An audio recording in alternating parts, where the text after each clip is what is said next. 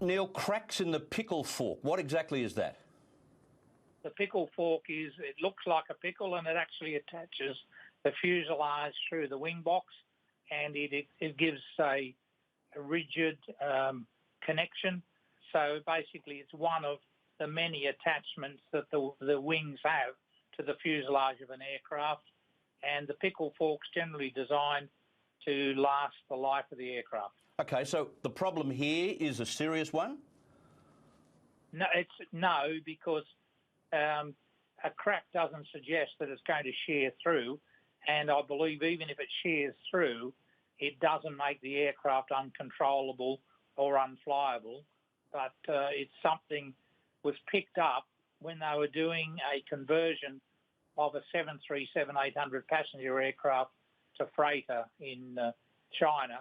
It hasn't been identified, and it's clearly visible in any other aircraft.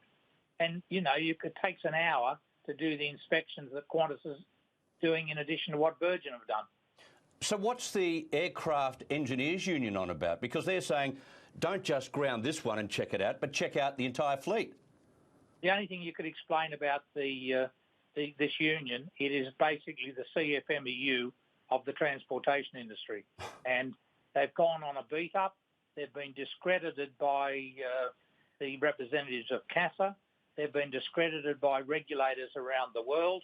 And I don't know, it's clearly aimed at Qantas, and because they don't even mention Virgin. No, I didn't hear them mention Virgin once, Neil. I didn't get that. Is it a war between this union and Qantas, is it?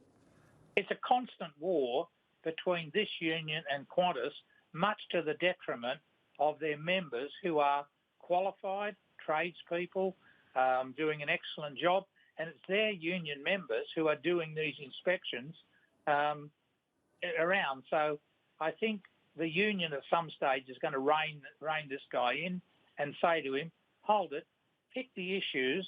You're there to look after our conditions of employment. Our principal employer is Qantas. The better Qantas go, the better we go, and that's why we get our bonuses.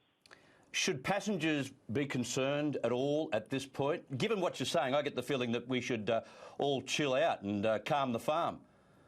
Absolutely. Qantas hasn't even got an aircraft that falls in the range that has to be inspected, which is 30,000 cycles. These Qantas aircraft are at 22,000 cycles, and they didn't come under the first remit of what came out from the FAA.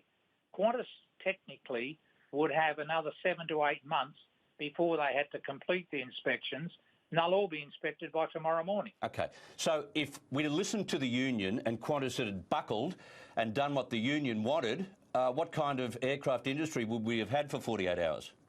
Well, it'd be more than that, because once you ground it, you've got to bring them back to service.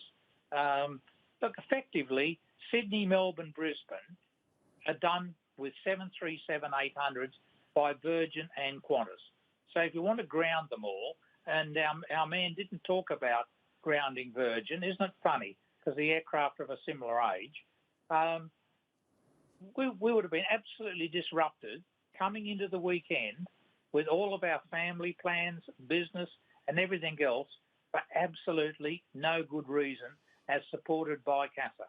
We'll take all of that into consideration next time we hear from the Engineers Union, thanks to your advice. Neil, thank you very much for your time. Always a pleasure, Chris.